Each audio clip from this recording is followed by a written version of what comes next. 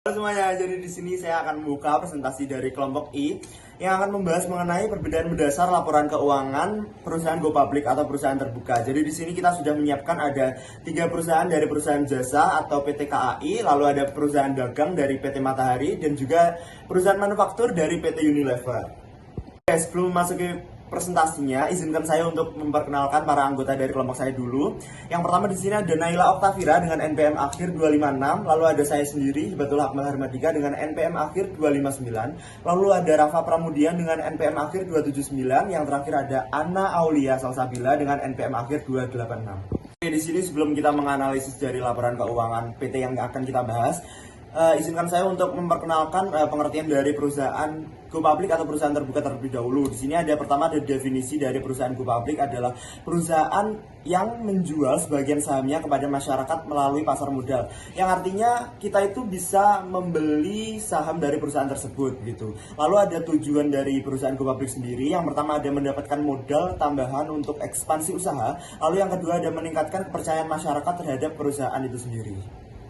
Nah, selanjutnya di sini ada ciri-ciri dari perusahaan go public. Yang pertama itu sahamnya dapat dibeli di bursa efek seperti yang saya sudah jelaskan tadi. Yang kedua, wajib transparan atau yang artinya tidak privat. Dengan laporan keuangannya itu bentuknya terbuka untuk publik gitu. Terus yang ketiga, memiliki kewajiban untuk mematuhi regulasi pasar modal.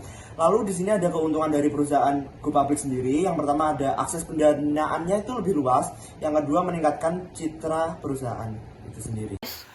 Oke, selanjutnya di sini saya akan menjelaskan perbedaan mendasar dari laporan keuangan ketiga perusahaan yang akan kita bahas, yaitu perusahaan jasa, dagang, dan manufaktur.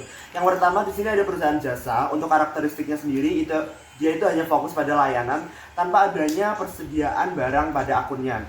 Dan untuk ciri khas laporan keuangannya, pada laporan laba rugi dia itu hanya melibatkan persediaan jasa dan juga biaya operasional, karena dia itu tidak ada biaya pembelian barang. Nah, untuk neracanya sendiri itu dia tidak ada akun persediaan barang. Untuk contoh dari perusahaan jasa itu seperti laporan keuangan salon atau perusahaan konsultan.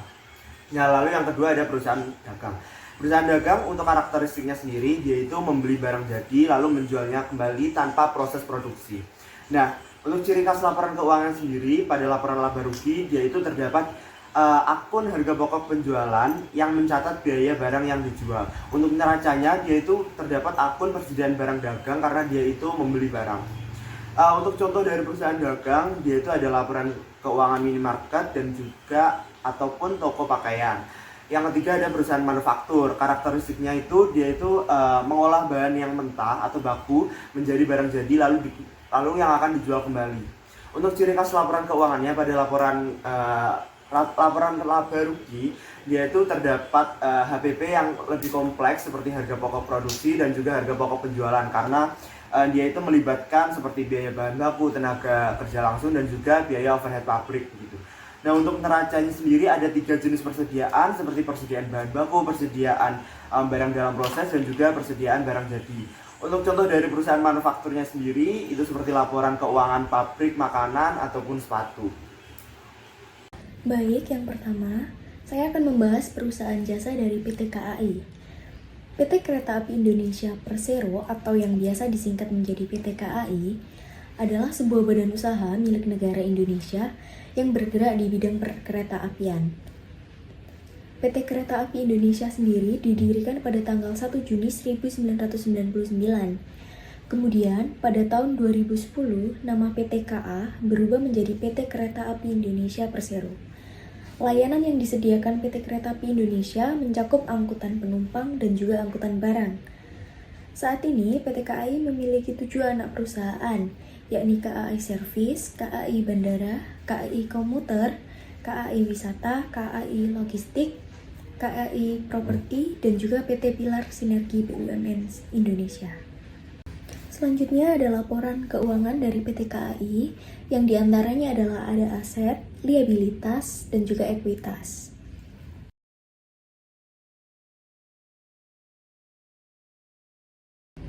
Selanjutnya, pada bagian aset terdapat sebuah persediaan. Pada umumnya, sebuah perusahaan jasa yakni tidak memiliki sebuah persediaan. Namun, pada PT KAI ternyata ada persediaan yang lebih tepatnya pada bagian aset lancar. Untuk mengetahui lebih lanjut, Pada data tersebut tercantum notes di sebelah persediaan pada nomor 2K dan nomor 9. Dijelaskan pada penjelasan nomor 2K bahwa biaya persediaan terdiri dari seluruh biaya pembelian, biaya konversi, dan biaya lain yang timbul sampai persediaan berada dalam kondisi dan lokasi saat ini. Kemudian pada penjelasan nomor 9 disebutkan bahwa persediaan berasal dari suku cadang sarana, suku cadang prasarana, dan persediaan lain-lain. Di sebelahnya terdapat penjelasan dari pernyataan nomor 9, yang dimana suku cadang sarana merupakan suku cadang yang digunakan untuk perawatan rutin armada lokomotif, kereta, dan juga gerbong. Sedangkan suku cadang prasarana digunakan untuk perawatan atau perbaikan atas kerusakan yang terjadi pada prasarana pokok yang meliputi rel kereta api, jembatan, perlintasan, persinyalan, instalasi listrik, dan instalasi komunikasi. Maka pada kesimpulannya PT KAI benar-benar perusahaan yang bergerak pada bidang jasa karena tidak memiliki persediaan barang dagang ataupun persediaan bahan baku, persediaan barang dalam proses, dan juga persediaan barang jadi. Selanjutnya ada laporan laba rugi. Pada laporan laba rugi tertulis bahwa pendapatan dikurangi dengan beban pokok pendapatan. Hal ini dikarenakan PT KAI merupakan perusahaan jasa, maka tertulis sebagai pendapatan, bukan penjualan. Kemudian, beban yang tercantum juga sebuah beban pokok pendapatan atau yang biasa disebut dengan beban usaha, bukan beban pokok penjualan maupun bukan beban pokok produksi. Selanjutnya, saya akan bahas mengenai perusahaan dagang yaitu PT Matahari Department Store. Nah, adapun sedikit profil mengenai perusahaan ini yaitu PT Matahari ini pertama kali didirikan dengan nama PT Stevens Utama International Leasing Corp. Nah, pada tahun 2009, perusahaan ini mengubah namanya menjadi PT Matahari Department Store Tbk. Nah, perusahaan ini memulai kegiatan usaha komersialnya pada tahun 1982. Sejak tanggal 30 Oktober 2009, perusahaan bergerak dalam usaha jaringan gerai serba ada yang menyediakan berbagai macam barang seperti pakaian, aksesoris, tas, sepatu, kosmetik, dan peralatan rumah tangga, serta jasa konsultan manajemen. Berikut merupakan laporan posisi keuangan pada perusahaan PT Matahari Department Store yang terdiri dari aset, liabilitas, dan ekuitas.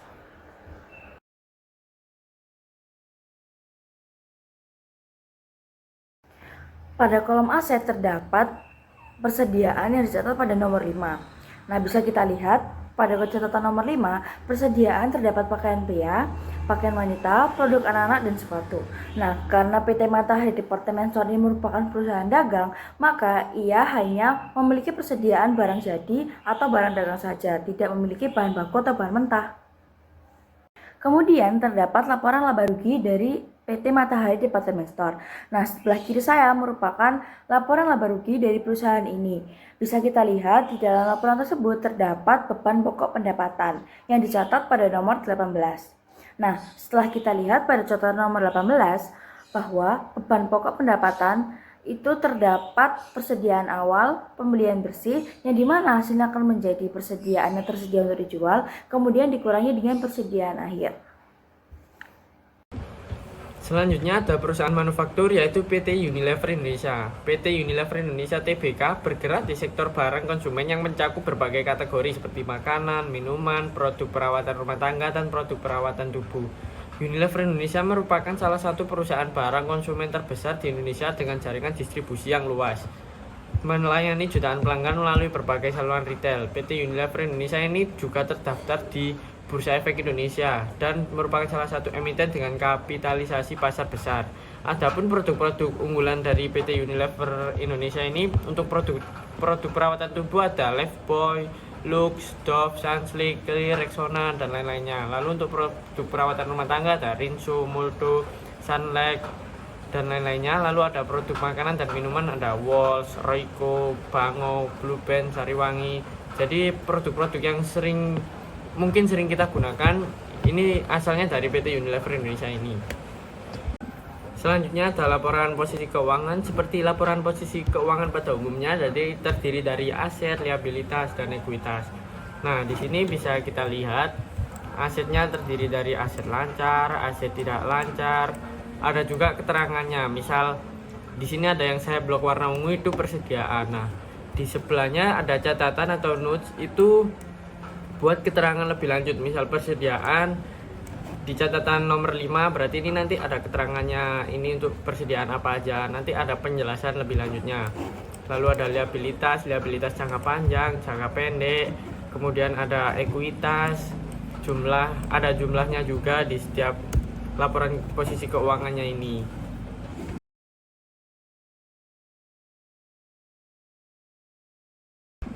Nah, lalu ini ada shortcutnya yaitu Ctrl tambah F untuk memunculkan pop up untuk kita menemukan apa yang mau kita cari. Seperti contoh tadi ada persediaan. Nah, kita ingin tahu nih persediaannya lebih lanjut ini ada persediaan apa aja. Jadi Ctrl F nanti muncul pop up seperti yang di kiri atas ini. Kemudian langsung saja ketik persediaan. Nah, nanti kalian cari. Tadi ada di nomor 5, jadi kita cari nomor 5. Nah, nanti ada keterangannya seperti itu. Nah, ini laporan posisi keuangannya. Untuk yang persediaan tadi kita ingin memperjelas kalau perusahaan PT Unilever ini merupakan perusahaan manufaktur. Bisa dilihat dari laporan posisi keuangan tadi di bagian aset ada persediaan. Nah, di persediaan tadi ada notes dan kita sudah sampai di halaman notesnya, yaitu persediaan ini terdiri dari barang jadi, bahan baku, barang dalam proses. Nah, dari ketiga akun ini sudah menunjukkan kalau dia itu perusahaan manufaktur. Kalau perusahaan dagang dia cuma ada akunnya barang dagang. Ini ada barang jadi, bahan baku, barang dalam proses. Nah, untuk keterangannya tadi ada di CALK atau catatan atas laporan keuangan. Lalu untuk laporan laba rugi ada juga keterangan yang menjelaskan kalau PT Unilever ini merupakan perusahaan manufaktur, yaitu di harga pokok penjualan. Harga pokok penjualan ini ada dua, di perusahaan dagang dan perusahaan manufaktur. Terus dari akun penjualannya juga penjualan. Kalau jasa kan pendapatan. Nah, penjualan ini berarti merujuk di dua perusahaan, yaitu dagang dan manufaktur. Untuk memperjelasnya, kita lihat di harga pokok penjualan. Nah, berarti tinggal dua kemungkinan antara dia itu dagang atau dia itu manufaktur. Nah, untuk memperjelasnya langsung saja kita cari di notesnya ada di nomor 25 di CALK, catatan atas laporan keuangan. Nah, bisa dilihat harga pokok penjualan ini sudah ada di bawah ini yang saya blok ungu, harga pokok produksi. Harga pokok produksi ini berarti merujuk pada perusahaan manufaktur, karena untuk perusahaan dagang tidak ada harga pokok produksi, hanya ada harga pokok penjualan. Nah, seperti di episode kemarin, di presentasi kemarin, untuk mencari harga produksi ini ada bahan baku yang digunakan, kemudian biaya pabrik, overhead pabrik, ada biaya tenaga kerja langsung dan lain-lainnya. Jadi di laporan laba rugi ini bisa menjelaskan kalau perusahaan PT Unilever ini merupakan perusahaan manufaktur. Seperti itu ya, teman-teman.